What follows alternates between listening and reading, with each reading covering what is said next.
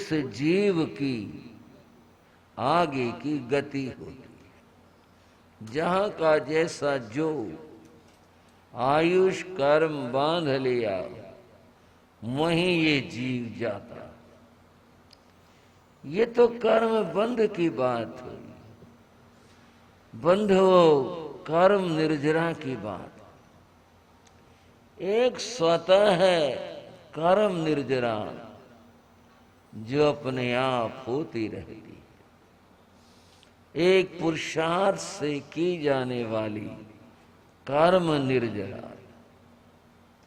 7 कर्मों की जो निर्जरा है, उसमें कम और ज्यादा कोई न कोई पुरुषार्थ जुड़ा रहता। ये थोड़ी समझने की बात होगी कि हम क्या करते हैं कर्म निर्जरा के लिए।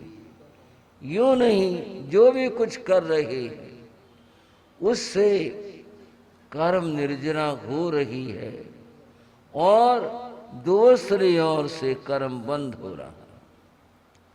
आयुष कर्म ऐसा कर्म है जिसके निर्जरा स्वतः होती रहती है। घड़ी चलती है, आप देखते हैं, देखकर समय का ज्ञान कर लेते, समय इतना हो गया, पर बारीकी में नहीं जाते। घड़ी का जो डायल है उस पर लगे सुइयां बता रही हैं 1 घंटा 2 घंटे आदि आदि, मिनट बता रही हैं, सेकंड की सुई भी निरंतर चल रही है, सेकंड के आगे भी सुई है जो डायल पर नहीं होती पर होती है। प्रति सेकंड 1 सेकंड के 60 हिस्से, हम तो उसे देख भी न पाए, इतना सूक्ष्म भाव उससे भी आ गया। आपने पहले रेत घड़ी देखी होंगी, अब भी प्रदर्शनी में कहीं देखने को मिल जाती है। 2 रेत घड़ी जो होती है उसमें 2 शीशियां होती हैं, गोल जुड़ी होती हैं, उनके बीच में छोटा सा छिद्र होता है। ऊपर वाले भाग में एक बहुत ही साफ रेत होती है, वह रेत उस छिद्र से कण कण करके नीचे गिरती रहती, और जब वो सारी रेत निकल जाती है, उसका मान है 2 घड़ी का या 1 घंटे का, जैसा जिसका मान बनाया गया उतना समय हो गया। फिर इसको उल्टा कर देते हैं, फिर वही क्रम चल पड़ता। जैसे रेत घड़ी का एक एक कण निकलता जा रहा है, ऐसे ही आयुष कर्म का भी कण कण कण कण निकलता जा रहा है। जैसे वो रेत घड़ी की शीशी खाली हो जाती है, ऐसे ही ये जीवन भी चुक जाता है, बीता जाता है। बंद हो इस आयुष कर्म का विचार करके जिन्होंने इस समय का लाभ उठाया, धर्म आराधना करके समय को सार्थक कर लिया, उनका जीवन सफल हो गया। ऐसे ही उन महापुरुषों की चर्चा आप सुन रहे हो श्री अंत कृ दशांग सूत्र में, जिन्होंने अपना जीवन सफल बनाया था। तो फिर आज हम उन्हीं महापुरुषों के मंगल चरित्र का श्रवण करेंगे और प्रस्तुत कर रहे हैं। इसे हमारे मुनि रत्न जगत वल्लभ श्री अमित मुनि जी पूर्ण श्रद्धा भक्ति के साथ हाथ जोड़कर उसमें डूबकर भगवान की वाणी सुनो। जिनके पास शास्त्र हैं वो अपने शास्त्र खोल सकते हैं। मुनि रत्न ने इसे प्रस्तुत किया। आपने बड़े भावों से, श्रद्धा से श्रवण की। आपके मन में सहज जिज्ञासा होगी कि आज इस देशना में क्या वर्णन आया है, क्या जिक्र चला है।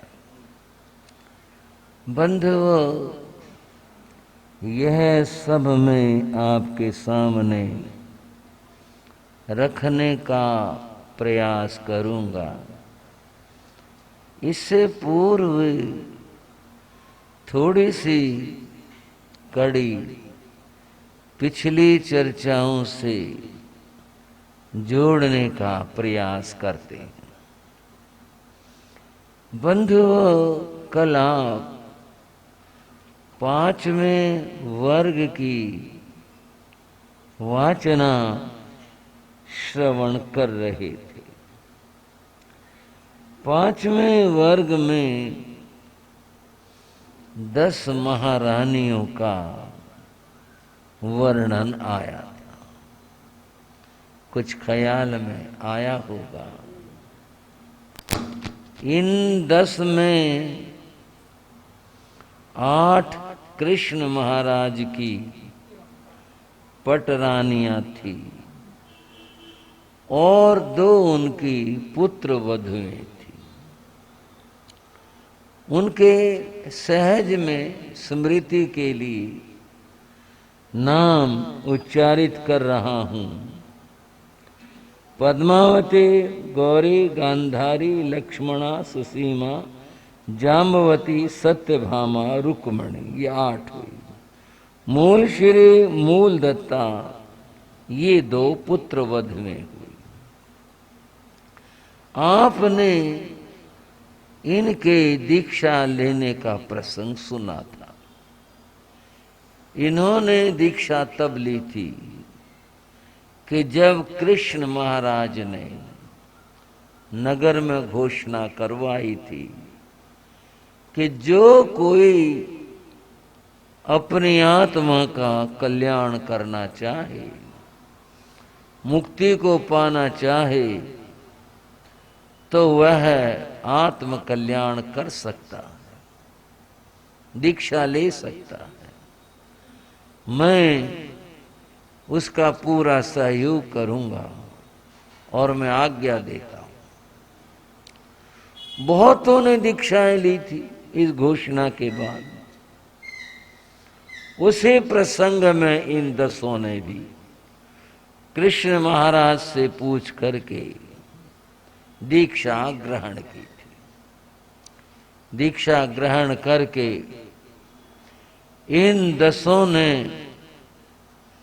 अनेक प्रकार के तप आराधन की, साधना की, ज्ञान का अध्ययन किया।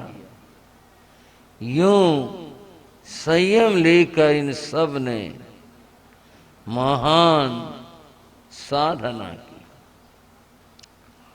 जब इन्होंने ऐसा अनुभव किया कि अब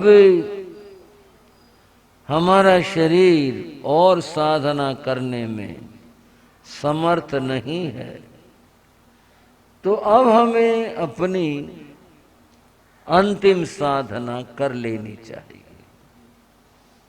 ऐसा सोच करके इन्होंने यथा समय, ऐसा नहीं है कि सबने एक साथ ऐसा किया, यथा समय, जिसने जब जैसा अनुभव किया, समझा, तो संलेखना संधारा करके आत्मरमण करते हुए जीवन के अंतिम श्वास और अंतिम समय में इन्होंने केवल ज्ञान, केवल दर्शन प्राप्त किया और यथा समय ये इस नश्वर देह को छोड़ करके सिद्ध बुद्ध और मुक्त हुए।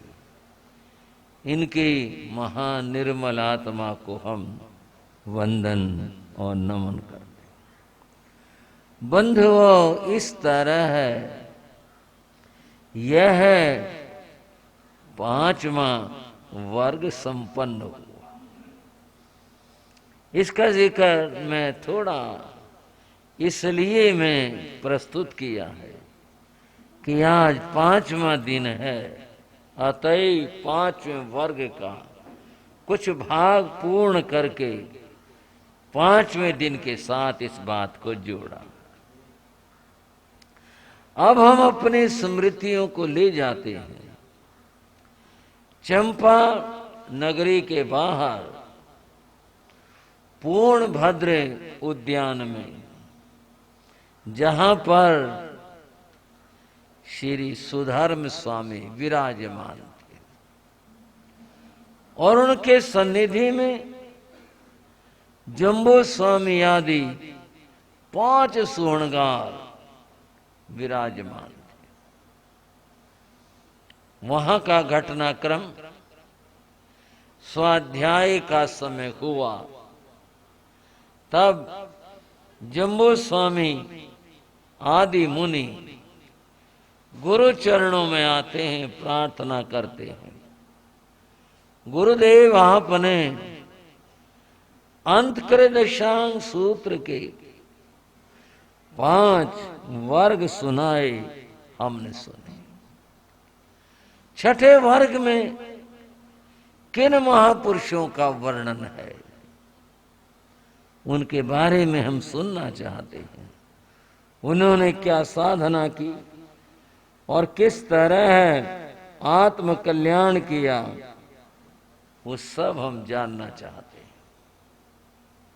तब बंधुओं, सुधर्म स्वामी ने उन मुनियों को अंतकृदशांग सूत्र का छठा वर्ग सुनाया और सुनाते हुए कहा, ये छठे वर्ग में 16 महापुरुषों का वर्णन है। कितने भाइयों?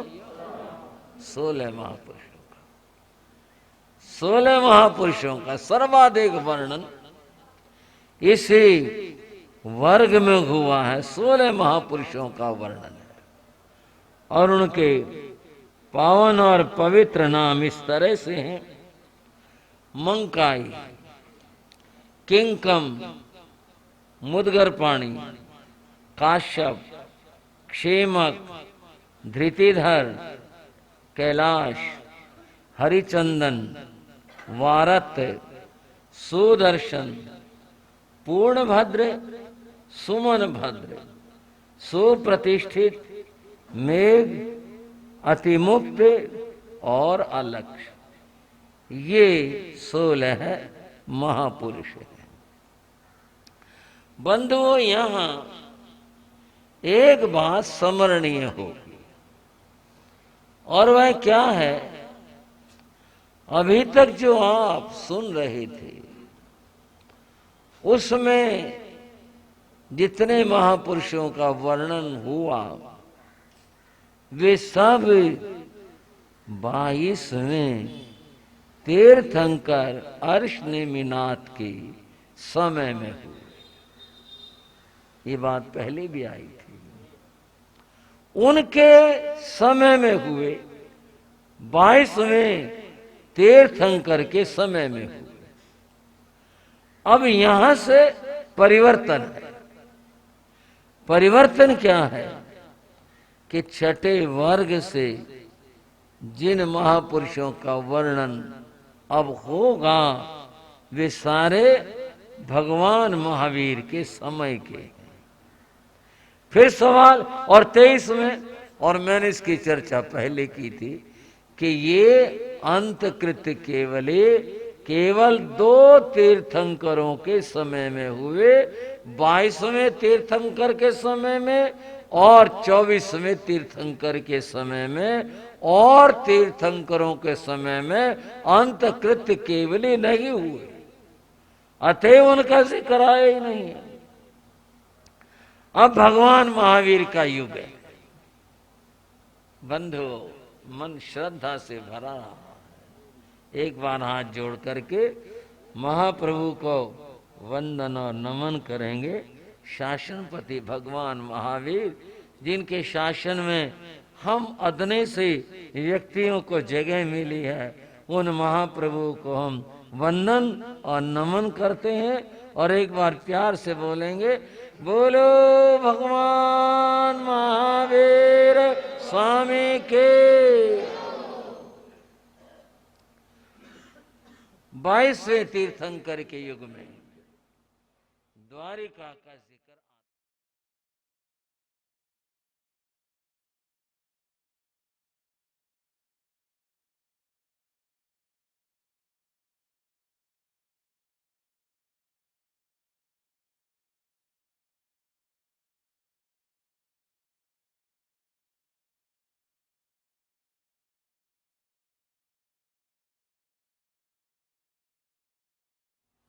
राजगृही नगर था। भाइयों, ये राजगृही नगर मगध राज्य की राजधानी था। राजगृही उस युग का बड़ा प्रसिद्ध भी, समृद्ध भी और राजनीति का केंद्र भी। इससे आगे यह धर्म कार्यों हेतु इन सारी बातों का केंद्र था।